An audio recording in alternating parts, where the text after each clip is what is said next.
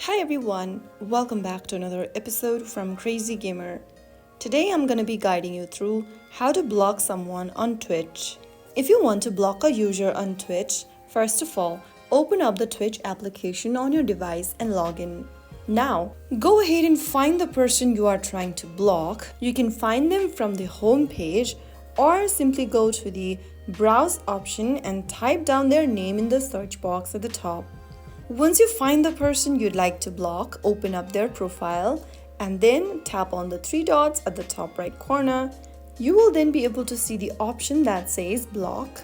Simply tap block and click on yes. After you do that, the user will no longer be able to whisper to you, follow you, or interact with you. And that way, the person will also be listed in the blocked list category.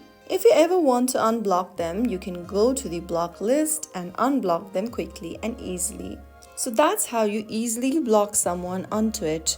If you found the video helpful, don't forget to like, comment, and subscribe for more easy tutorials like this. I'll see you in the next episode. Thank you for watching.